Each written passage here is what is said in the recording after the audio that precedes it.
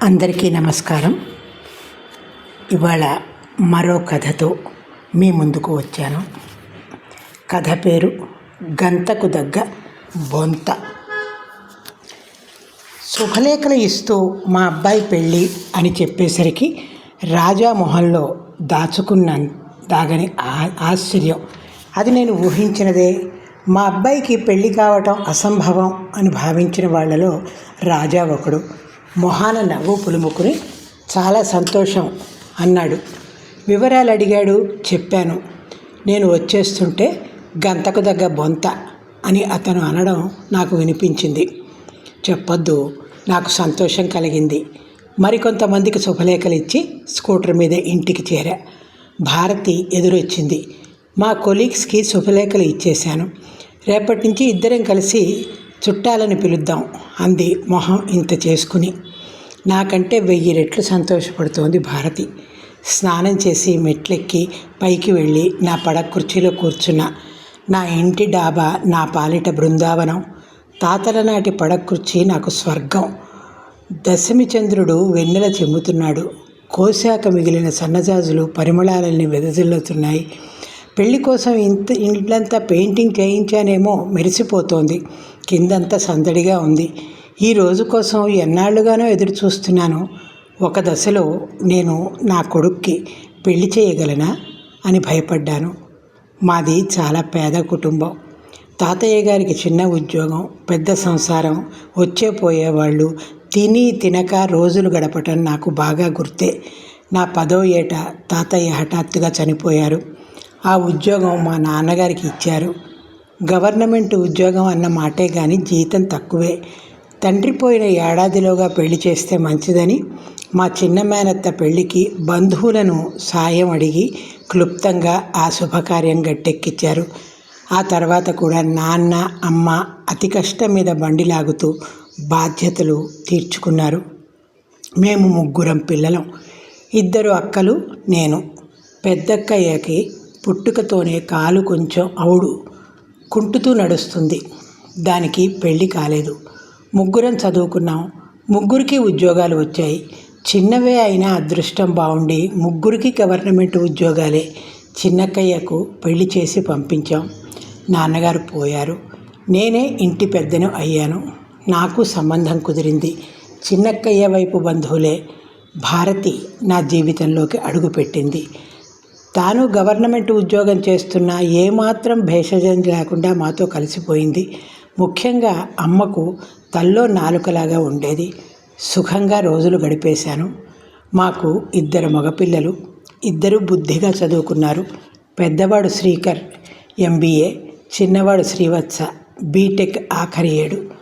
శ్రీకర్కి campus సెలక్షన్లోనే మంచి ఉద్యోగం వచ్చింది. పూనాలో ఉంటున్నాడు. త్వరలోనే 24 నిండుతాయి. ఇంకా ఆలస్యం ఎందుకు? వాడికి పెళ్లి చేసేయండి. ఆ ముచ్చట కళ్ళారా చూసుకుంటాను అని సరదా పడింది అమ్మ. ఆవిడ మాటకేం కానీ నాకు అట్లాగే ఉంది. మరీ 30 దాటాక ఏం పెళ్ళి? చిన్న వయసులోనే పెళ్లి చేసేస్తే భార్యాభర్తలిద్దరికీ స్నేహం ఏర్పడుతుంది అనిపించింది. మేము అనుకోగానే సరిపోయిందా? వాడికి వయసు తక్కువ, పిల్ల దొరకాలి కదా అనుకుంటే వేరే వెతుక్కోవటం ఎందుకు? మా బాబన్నయ్య కూతురు పూజ ఉందిగా, మన చిన్నవాడి తోటిది. అది బీటెక్ ఆఖరేడాదిలోనే ఉంది అంది భారతి. బాబన్నయ్య అనబడే గోపాల్ మా భారతికి పినతండ్రి కొడుకు. బెంగళూరులో ఉంటారు. చాలా కాలం అయింది వాళ్ళని చూసి.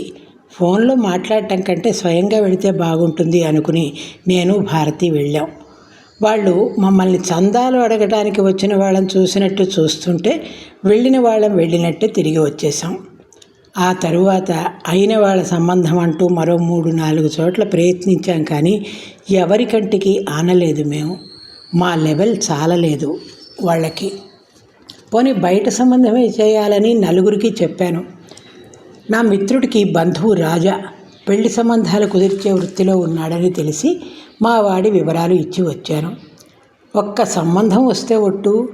అదేమిటండి, మరి కట్టల కొద్దీ ఉన్నాయి సంబంధాలు అన్నారుగా అని అడిగితే ఇప్పుడు మాత్రం లేవంటున్నానా? కానీ మీది ప్రత్యేకమైన కేసు. ఇంత చిన్న వయసు పిల్లాడికి ఈడైన పిల్లలు దొరకటమే కష్టం, చూస్తున్నాను అన్నాడు.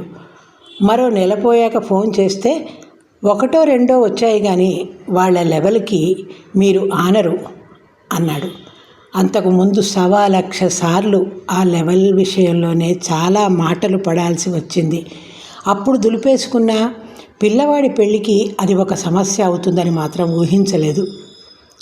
నిజం చెప్పాలంటే ఆ లెవెల్ మెయింటైన్ చేయటం నా చేత కావడం లేదు. చిన్నతనంలో డబ్బు ఇబ్బందులు చూసి ఉన్నాను కాబట్టి సాదా సీదా జీవితానికి అలవాటు పడిపోయాం. ఆర్థికంగా ఇబ్బందులు లేవు. చిన్న ఉద్యోగంలో చేరిన, ప్రమోషన్లు వచ్చి వృద్ధిలోకి వచ్చాం. నాకు ఇంకా 8 ఏళ్ల సర్వీసు ఉంది. భారతికి మరి 12 ఏళ్ళు ఉంది సర్వీసు. ఇప్పుడు మా ఇద్దరికీ కలిపి బాగానే జీతాలు వస్తాయి. అమ్మకు ఫ్యామిలీ పెన్షను, ఇటీవలే రిటైర్ అయిన మా పెద్దక్కయ్యకు పెన్షను కలిపి డబ్బు బాగానే వస్తుంది. సొంత ఇల్లు ఉంది. నాన్నగారి హయాంలో అక్కడెక్కడో ఊరి బయట స్థలం కొని పునాదులు వేయించారు. నేను లోను తీసుకుని ఇల్లు కట్టాను. అప్పటి ఫ్యాషన్ ప్రకారం రైలు పెట్టేలాగా 3 గదులు, 2 పోర్షన్లు, ఓ భాగం అద్దెకిచ్చేవాళ్ళం. ఆ తరువాత దాన్ని రీమోడల్ చేశాం. ముందు గది మధ్య గోడ తీసేస్తే విశాలమైన హాలు, వెనక 2 గదులు, ఆ తర్వాత వంటిల్లు, డైనింగ్ రూము విశాలంగా ఉంటుంది. ఆ తరువాత పే కమిషన్ సమయంలో వచ్చిన ఏరియర్స్ పెట్టి ఇప్పటి ఫ్యాషన్కి అనుగుణంగా మేడ మీద 2 గదులు వేయించాను. ఊరు పెరిగి మా ఇంటి దాకా వచ్చేయటంతో మంచి సెంటర్ కూడాను. ప్రతి నెల ఖర్చు పోను బాగానే మిగులుతుంది. అప్పట్లో అమిరాయి కాదు అని అమ్మ కాసి నగలు కూడా కొంది. అవన్నీ లాకర్లో భద్రంగా ఉన్నాయి. అన్నీ ఉన్నా ఆ లెవెల్ మాత్రం అలవడలేదు. భారతి ఏనాడు సరదాకి కూడా 10,000 పెట్టి పట్టుచీరలు కొనదు. నన్ను చావగొట్టి చెవులు మూసిన 3,000 పెట్టి బ్రాండెడ్ కంపెనీ షర్టు కొనలేను. ఆ డబ్బుతో 2 షర్ట్లు కుట్టించుకుంటాను. మేము ఇద్దరం 4 అడుగులు వేసి బస్సు ఎక్కితే ఆఫీసుకు దగ్గరలో దిగిపోతాం. మిగిలిన పనులకు స్కూటర్ ఉంది. గొప్ప కోసం కారు కొందామన్నా మా సందు ఇరుకు. చీటికి మాటికి ఉన్న వస్తువులు మార్చేసి కొత్త మోడల్వి కొనే అలవాటు లేదు. వారాంతంలో బయటికి వెళ్ళి మంచి హోటల్ ఏసీ రూమ్లో కూర్చుని టిఫిన్ తిని అందరికీ కలిపి 1,000-1,200 బిల్లు చెల్లిస్తాను తప్పించి 5 స్టార్ హోటల్కు వెళ్ళి తలకి 5,000 పెట్టమంటే పెట్టను. డబ్బు లేదా అంటే ఉంది. పీనాసితనం లేదు. కానీ ఎడాపెడా ఖర్చు చేయటం మాత్రం చేత కావటం లేదు. ఇంకో ఇల్లు కొంటే ట్యాక్స్ కలిసి వస్తుంది అని సలహా ఇచ్చారు. నిక్షేపం లాంటి ఇల్లుండగా అప్పు చేసి ఇంకో ఇల్లు కొని దాన్ని అద్దెకు ఇచ్చి ఎందుకా తలనొప్పి అనిపించింది. మేము ఆనందంగానే ఉన్నాం. కానీ మా జీవన విధానం మమ్మల్ని ఎందుకు పనికిరాని వాళ్ళుగా నిలబెట్టింది. అప్పటి వరకు నడిచిపోయిన పిల్లాడి పెళ్లి విషయానికి వచ్చేసరికి గొంతుకి అడ్డం పడింది. ఒకరోజు ఎవరినో వెంట పెట్టుకుని వచ్చాడు రాజా. మా ఇంట్లోకి రాగానే ఆ పెద్ద మనిషి మొహం పెంకులా మాడిపోయింది. ముళ్ళ మీద కూర్చున్నట్టు కాసేపు కూర్చుని వెళ్ళిపోయారు. ఆ తర్వాత ఫోన్ చేసి రాజా హితబోధ చేస్తుంటే నాకు ఒళ్ళు మండిపోయింది. ఎదురుగా ఉంటే 4 తగిలించేవాడినే. మా ఇల్లు ఆ అవతారం చూసిన వాడెవడు మా ఇంట్లో పిల్లని ఇవ్వడుట. ఇంట్లో అడుగు పెట్టగానే హాల్లో ఒక మూల పాత డిజైన్ అయిన దిట్టంగా ఉన్న టేకు సోఫా, మరో చివర మంచం. ఆ మంచం మా ఇల్లు కట్టిన నాటి నుంచి అక్కడే ఉంది. నాన్నగారి మంచం అది. అమ్మ పడుకుంటుంది దాని మీద. అక్కడే టీవీ చూస్తూ ఉంటుంది పెద్దక్కయ్య. రిటైర్ అయ్యాక అది అక్కడే ఓ కుర్చీ వేసుకు కూర్చుంటుంది. సగం రోజులు అక్కడే సోఫా మీద పడుకుంటుంది. మాకు ఎంతో సదుపాయంగా ఉన్న ఆ ఏర్పాటు బయట వాళ్ళకి ఎబ్బెట్టుగా ఉందిట. ముందు గది అంటే డ్రాయింగ్ రూమ్ట. అందులో సోఫా, అలంకరణ వస్తువులు తప్పించి ఇంకేమీ ఉండకూడదుట. ఇంట్లోని మనుషులు ఇష్టానుసారం వాడుకోకూడదుట. అలాంటిది ఇంట్లో అడుగు పెట్టగానే మంచం, మా అమ్మ అదంతా చిరాగ్గా అనిపించిందిట వాళ్ళకి. దానికి తోడు ఎదురుగా కర్ర సాయంతో నడిచే మా అక్కయ్య. బుద్ధి బుర్రా బున్నవాడెవడు పిల్లల్ని ఇవ్వట. నా కొడుకు పెళ్లి కావాలంటే అది కాదుట విధానం. ఆ చిరాకులో అందరి ఎదురుగానే అతను అన్న మాటలు చెప్పేశాను. అక్కయ్య మొహం వాడిపోయింది. అమ్మ పాపం చాలా నొచ్చుకుంది. మీరందరూ ఆఫీసులకు వెళతారు, గభాలను తలుపు తీయడానికి వీలుగా ఉంటుందని ఇక్కడ పడుకుంటున్నాను. వాళ్ళు చెప్పింది నిజమే. చూస్తున్నాగా అందరిళ్ళు మయసభల్లా ఉంటున్నాయి. అటువంటిది ఇంట్లో అడుగు పెట్టగానే మంచం ముసిలావిడ కనిపించేసరికి పాపం పిల్లనిచ్చేవాళ్ళు బెదిరిపోయారు. చిట్టి, ఇవాళే నా మంచం గదిలో పెట్టించు, ఇక్కడ సోఫా మార్పించి కొత్తది కొను అంటూ మొదలుపెట్టింది. రోజులు అలా ఉన్నాయి.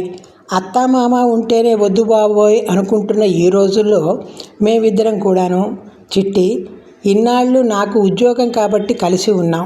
ఇప్పుడు అమ్మ నేను దగ్గరలోనే వేరే ఇల్లు తీసుకుని ఉంటాం అంది పెద్దక్కయ్య. నాకు ఒళ్ళు మండిపోయింది. చాలా అంత మాత్రాన నా లెవెల్ పెరుగుతుందా? ఇల్లు సందులో ఉంది, అదీగాక పాత మోడలు. ఇది అమ్మేసి ఎక్కడో ఫ్లాట్ కొనాలి, కారు కొనాలి, ఇంకా మన్ను మశానం చాలా ఉన్నాయి. వాళ్ళకి నచ్చలేదని ఇవాళ మిమ్మల్ని పంపించి పెళ్లి చేస్తే రేపు మా ఇద్దరిని వృద్ధాశ్రమానికి పోండి అనరని గ్యారంటీ ఏమిటి? అప్పుడు ఏ గంగలో దూకుతాం? ఏమీ వద్దు. మనల్ని చూసి నచ్చిన వాళ్ళు పిల్లనిస్తారు. వాడికి పెళ్లి కాకపోతే సన్యాసం పుచ్చుకుంటాడు. అంతేగాని ఎవరి కోసమో పరుగులు పెట్టడం నా వల్ల కాదు అని చెప్పేశాను. చాలే, ఏమిటా అపభ్రంశం మాటలు? వాడికి తగిన జోడీని సృష్టించే ఉంటాడు దేవుడు. ఆ తెరచాటున ఉంచి సమయం రాగానే ఎదురుగా నిలబెడతాడు అని మందలించింది అమ్మ. అనుభవంతో ఆవిడ చెప్పినట్లే జరిగింది. సంబంధం కుదిరింది. చాలా విచిత్రంగా 7-8 ఏళ్ల కిందట అమ్మ నన్ను పిలిచి తన మనసులోని మాట చెప్పింది. ఇంతకాలం వీలు పడలేదు. ఆ మహానుభావుడి పుణ్యమా అని ఆయన పోయినా పింఛను వస్తుంది. ఇక నేను కాస్త వెనకేసుకుంటానురా చిట్టి అంది. నాకు పైసా వద్దు, నీ డబ్బు నీ ఇష్టం అమ్మా అన్నాను. అది మొదలు తనకు తోచిన రీతిలో దానాలు ధర్మాలు చేయటం ఆరంభించింది. అందులో భాగంగానే పూర్ణయ్య గారు అని మాకు బీరకాయ పీచు చుట్టం వచ్చి సహాయం అడిగితే చేసింది. ఆయన కొడుకు హఠాత్తుగా పోయాడు. కోడలికి ఉద్యోగం లేదు.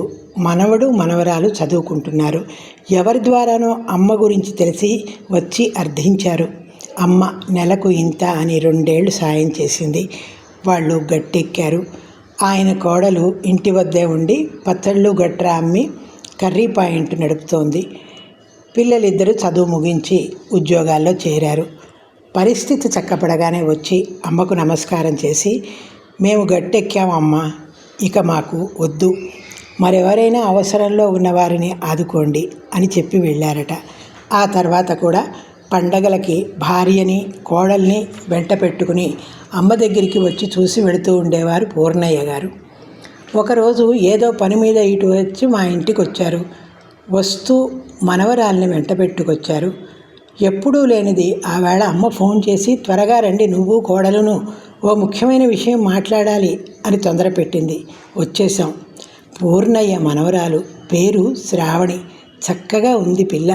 చిదిమి దీపం పెట్టుకోవచ్చు. ఎంత చలాకీగా ఉందో. గోత్రం నక్షత్రం అన్నీ బాగున్నాయి. ఇక ఆలస్యం చేయకు అంటూ ఊదర పెట్టేసింది. ఆవిడ చెప్తుంటే అప్పటికప్పుడు వెళ్ళి పిల్లను చూడాలనిపించింది. మర్నాడు ఫోన్ చేసి వెళ్ళాం. అమ్మ చెప్పిన దాంట్లో ఆవగింజంతైనా అతిశయోక్తి లేదు. తెల్లగా నాజూగ్గా పెద్ద కళ్ళు ఉన్న పిల్ల కావాలి అని మావాడు చెప్పినట్లుగానే ఉంది. విషయం చెప్పగానే వాళ్ళు నిర్ఘాంతపోయారు. మా అదృష్టం, మా అమ్మాయి పూర్వజన్మలో చేసుకున్న పుణ్యం అంటూ ఉంటే అప్పటిదాకా ఆడపిల్లవాళ్ళు, మీ అబ్బాయికి సొంత ఇల్లుందా, కారు ఉందా, అమెరికా వెళ్ళడా, మీరంతా కలిసే ఉంటారా ఫ్యూచర్లో అంటూ వేసిన పిచ్చి ప్రశ్నలతో విసిగిపోయి ఉన్నానేమో. ప్రాణం లేచి వచ్చింది. అన్నీ చకచకా జరిగిపోయాయి. శ్రీకర్ వచ్చాడు. ఇద్దరూ పరస్పరం ఇష్టపడ్డారు. ముహూర్తాలు పెట్టి గర్వంగా అందరికీ ఆహ్వానాలు అందించాను. అసలు పెళ్ళి కాదేమో అని భయపడి ఉన్నానేమో. అనాయాసంగా మా లెవెల్కి తగ్గ సంబంధం కుదరడంతో నా ప్రాణం కుదుటపడింది. ఉభయ ఖర్చులు నేనే పెట్టుకునేందుకు సిద్ధపడ్డాను కానీ ఆ అవసరం రాలేదు. పిల్ల తల్లి అన్న వద్దన్నారు. ఆర్భాటంగా కాకపోయినా ఏ లోటు రాకుండా పెళ్లి చేశారు. కోడలు కాపురానికి వెళ్ళింది. ఇక్కడ ఉద్యోగానికి రాజీనామా ఇచ్చింది. అక్కడ చూసుకుంటుందిట. ఏదో దొరుకుతుంది. వాడికి వచ్చే జీతంతో వాళ్ళిద్దరూ మా స్థాయిలో సుఖంగానే బతకగలరు. అంతగా అవసరమైతే మేము ఉన్నాం. పెళ్ళికి ముందు రోజుకు 10 సార్లు నాన్న బస్సు ఎక్కారా, నాన్న ఆఫీసుకి చేరారా అని ఫోన్లు చేసే నా సుపుత్రుడు శ్రావణి వెళ్ళాక 3 రోజులకోసారి పలకరించి చాలా బిజీగా ఉన్నాను, కుదరడం లేదు నాన్నగారు అంటూ ఉంటే గుండె నిండా ఊపిరి పీల్చుకున్నాను. శ్రావణం రాగానే కోడల్ని తీసుకొచ్చి నోములు నోయించింది భారతి.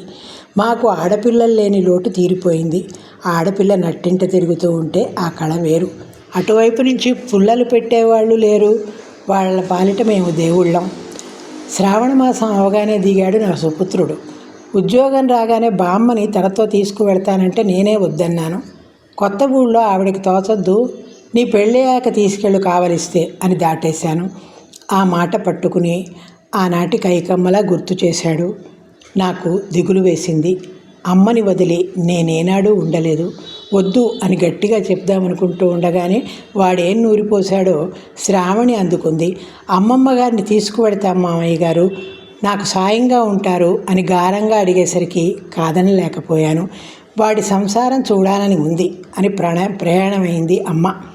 మేము ఉద్యోగాలకు వెళితే నా పిల్లలిద్దరూ అమ్మ దగ్గరే పెరిగారు. బామ్మ అంటే ఇద్దరికీ పంచప్రాణాలు. బామ్మ తనతో వస్తుందని వాడి మొహం వెలిగిపోయింది. వాడు సరే, అమ్మ వస్తోందని శ్రావణి సంబరం అంతా ఇంతా కాదు.